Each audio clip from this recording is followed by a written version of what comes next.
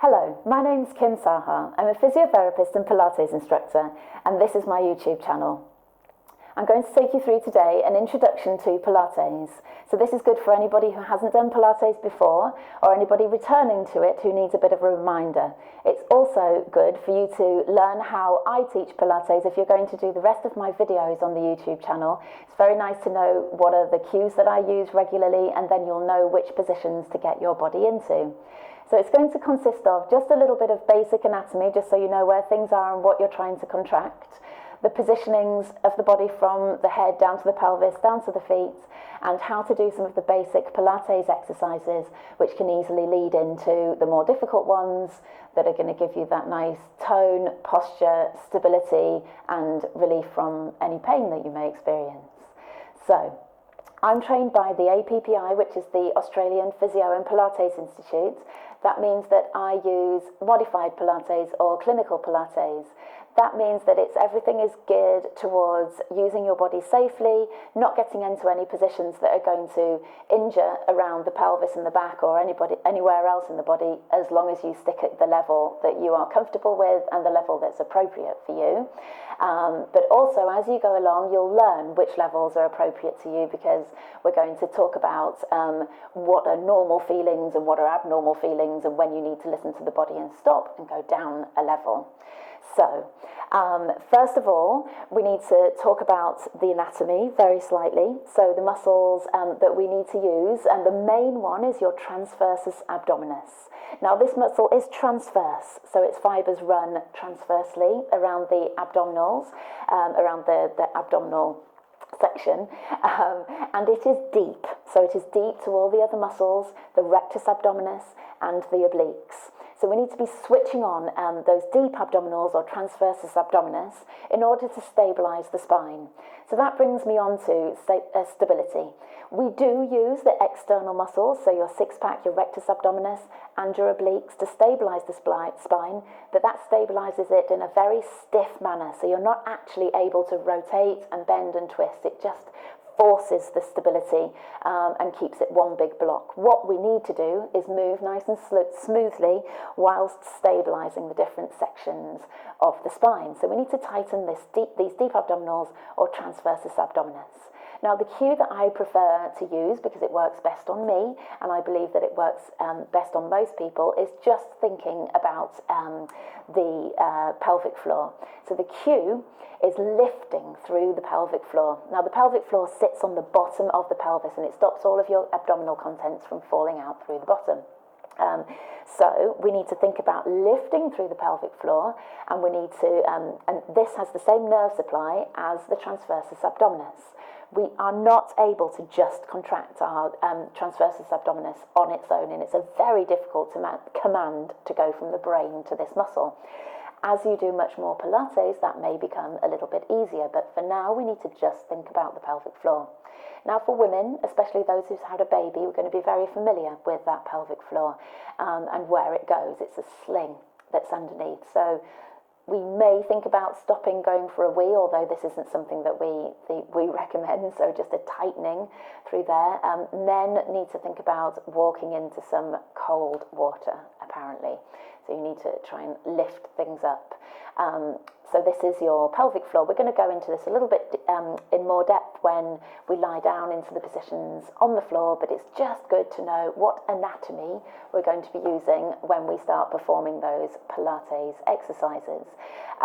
So we need to, at first, quieten down the outer muscles, switch on the deep muscles on the inside within a good posture, and then we're ready to start moving.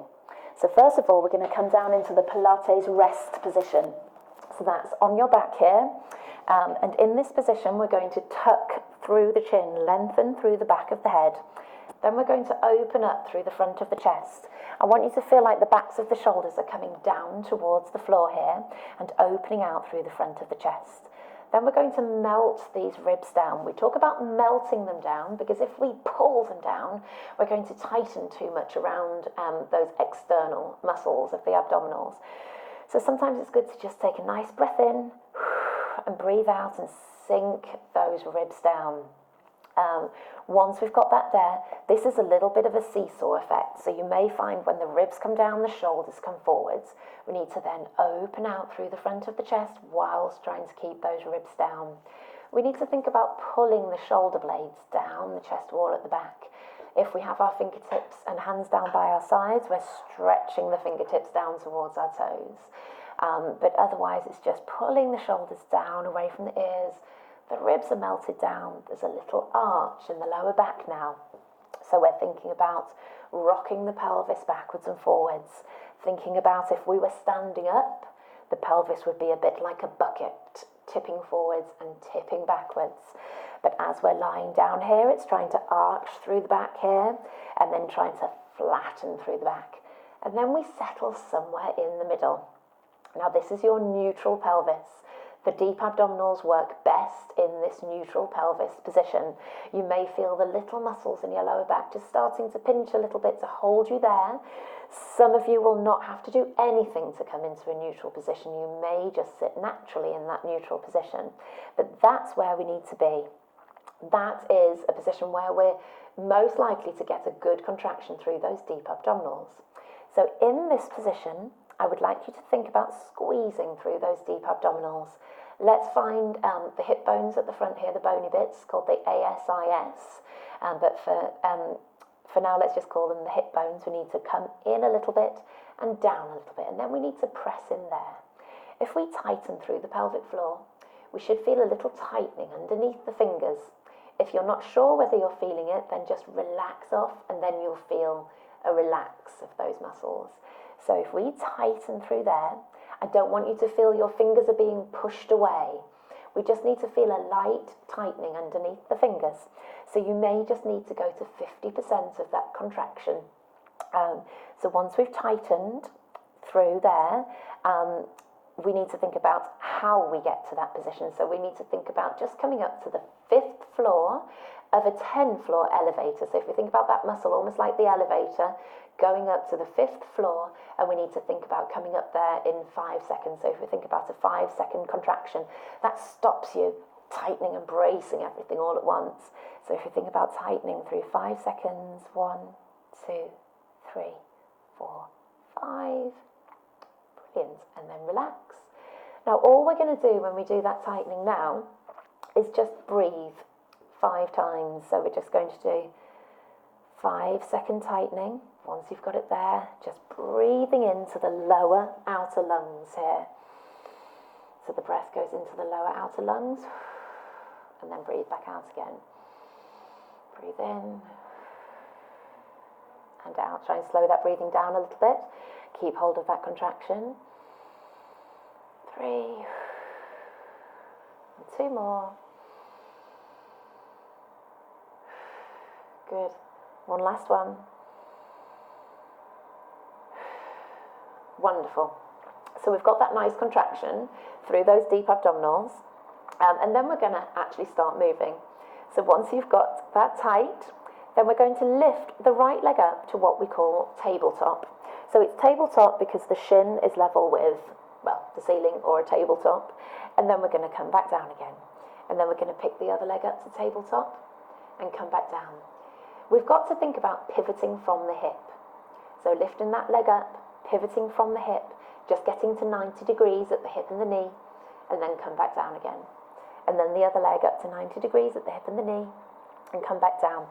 Now we need to think about these, the pelvis being as level as we can. So it comes up and lowers back down again, keeping this pelvis nice and level as we go. Now one way of keeping that pelvis nice and level is to push down into the floor, and the other leg floats up. We push down into the floor, and the other leg floats up. Good. So we're just doing this just gently. If you push down into the floor too much, you'll actually make the hips twist a little bit. But we're just activating through the glutes a little bit here as we push down and lift up the other leg. Good. Keeping those deep abdominals working. Chances are you've forgotten them. So we need to just keep bringing ourselves back to those deep abdominals each time. Keeping the ribs down, the chest open, the chin tucked. So maintaining that good position. Good, wonderful. So that's called scissors level 1. Okay. And then we're just going to keep those feet hip width apart, and we're just going to lower one knee out to the side and come back up again. So this is working on your more transverse stability or lateral stability. As we lower out to the side, just make sure it's a very active movement. We're lowering, not dropping the leg out to the side. So it's a very clear lower out to the side and come back up again. And we're just going to keep going with those. We can use this as a nice workout as well as being the introduction to Pilates. So if we do quite high numbers here, then it means we're starting to work those deep abdominals nicely. Maintaining that little arch in the back there, tightening through that pelvic floor, keep reminding yourself, and trying to keep the hips forward. Think about these headlights on the front of the hips pointing straight upwards. Another thing to think about with this exercise is that the stable leg is the one that's working. So the other leg's coming out to the side, it's just like a lever lowering out to the side. The leg that's doing the work is the stable leg. We want to think about holding a glass of champagne on that knee, or a glass of water, just depending, or a cup of tea. Okay, so keeping that leg really still. Brilliant. One more each side. Okay, so that's hip twist level 1. We're now going to do a leg slide. So we're going to slide that leg away and then come back up again. Let me shuffle up a little bit this way. Slide that leg away and come back up again. It's really nice on the floor here, the nice slidey floor, but I'd imagine you'll be on a mat at home if you're sensible, unlike me. So you can just pick up that foot a little bit and slide along. Now you want to think about tram lines. That leg needs to be going in a nice straight line, stretching away. Good. Keeping those hips level. Now the back is going to want to arch as you straighten the leg away, and it's going to want to flatten as you come back in. So trying to maintain that neutral in the pelvis, the deep abdominals contraction. Good. We just keep sliding away, keeping those ribs down, keep the chest open and the chin tucked. Keep tightening through the deep abdominals. Now I'm going to keep on saying that. You're going to be bored of me after a while, but you will have to just keep reminding yourself at first to keep tightening through those muscles. Good. Okay, one more each side. It does get a bit more interesting than this, I promise you. Okay, I'm going to take this exercise on to the next level because it's not quite as demanding. So what we want to do is bring the right leg up to tabletop. We're going to stretch it out so the thighs are level here. Back into tabletop and down. And then the other leg, tabletop, stretch away, thighs level. I need to do a little bit of an adjustment there and come back down. We're going to think about pressing a button on the far wall. So stretching away, back in. And down, re-correct yourself from the top down. Make sure you've got those deep abdominals working. Keep it going. Keep a nice relaxed breath. Good stuff. As you plant the foot down, make sure you push down into it nicely. Peel up the other leg. Stretch away. Good. My toes are pointed. Now, if you're an athlete, you might want to pull the toes up or have the foot a bit more relaxed. It's a little bit more difficult. You could point and flex as you come in. That's something that you can do if that makes sense to your sport. Point, flex. Good. But the main thing is to keep this as stable as we can. Let's do one more each leg. You can slow it down a little bit if you like. I'm a fan of doing these exercises relatively fast because I feel we move fast in everyday life, so it doesn't always make sense to do things slowly. However, you may need to do things slowly to start with. Okay, so we're going to move on to some shoulder bridges. We are now going to tuck the bottom under, tighten through those deep abdominals, and try and peel up one vertebra at a time. Up to the top, keep those fingertips stretched down away from you, curling back down again. And then assuming that neutral position again, tucking under, pushing your knees away, all the way to the top, just a ski slope position, and then curl back down again. Good, good. Come back into the neutral position again. Tuck under, remember the deep abdominals, curling up, stretching your fingertips away from you, and curl back down again. Look after your feet in this position. Make sure your toes aren't curling. Make sure you're not rocking onto the outside of your feet. To the top and curl back down. Good, good. One more. To the top and curl back down. Brilliant. We can take that hip twist exercise onto level 2 as well.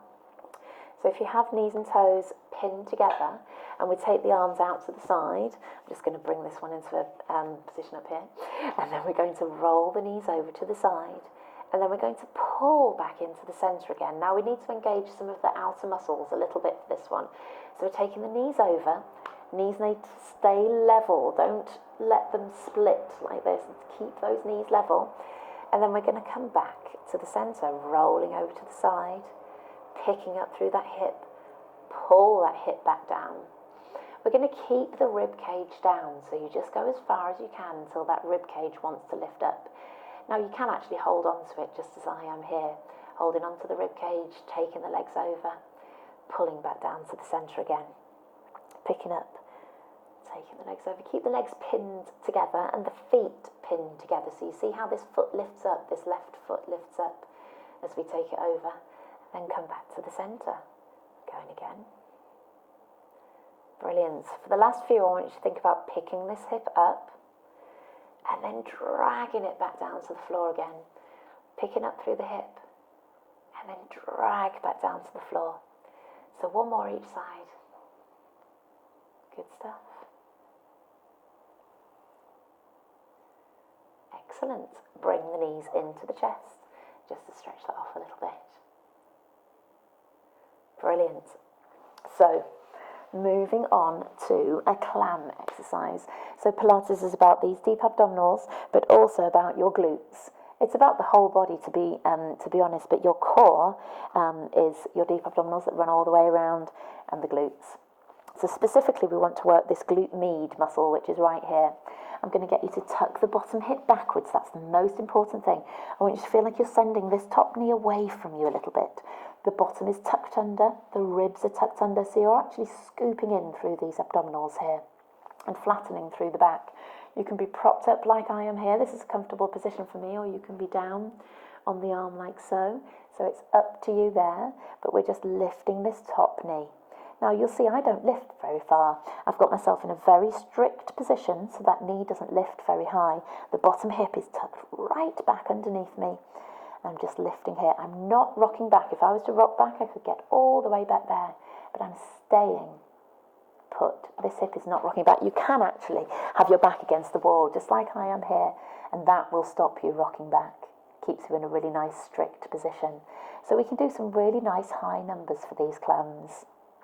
You need to think about doing about 20 with the feet down, and then we're going to do 20 with the feet up. As it happens, the feet are in line with the bum, so that's another reason why the wall can be very useful there. So feet in line with your bum, bottom under, ribs under. Didn't realise mine were quite so far forwards there. It's a nice correction for me. You should only feel it in the deep abdominals here, not down the leg, definitely not on the inner thigh or the hamstring at the back, or onto the foot down the shin. That's really bad. You're trying to use all sorts of other things to do it. So if you are, correct yourself again, tuck the bottom hip back, scoop in here, send that top knee away, and start lifting the knee again. So you can keep trying to correct yourself there as much as you can. Brilliant. We're going to have the feet up now. So feet up, in line with your bum. Good, and you should really start to feel it in here. The abdominals you've got to be a little bit careful with, so you've got to just stay at the level you're comfortable with to make sure that you're not going to hurt the back or move on too quickly and get the wrong muscles working. But with the glutes, you seem to be able to work a little bit harder. As long as you've got the position right, you can just keep going to real exhaustion in these muscles, which is very useful. They don't tend to ache too much afterwards as well, which is good. Brilliant. So we need to do the other side. So coming around gives you a chance to have a think about that positioning again. So tucking that bottom hip back, bottom under, ribs under, Send that top knee away from you there, feet in line with your bum, and then just lifting that top knee. Good. You can keep the inside the arch of your foot together, so you're pivoting through the big toe joint and the heel as you go. Again, trying not to rock this hip back. Push that knee away from you. Good. Scooping in through the tummy, ribs under. Relax through the shoulders as well. We can do all sorts of things with this exercise, but this is the plain, simple, initial clam exercise. It's okay to feel the underneath, by the way, the underneath muscle. That's having to do something, pushing down into the floor a little bit there. Bringing those feet up to hip height. And carry on. You'll get a little bit more movement here. You'll see that the movement is a bit bigger because the hips are a little bit further rocked forwards. Keep the feet pinned together and at hip height. Good. Keep that tummy scooped in.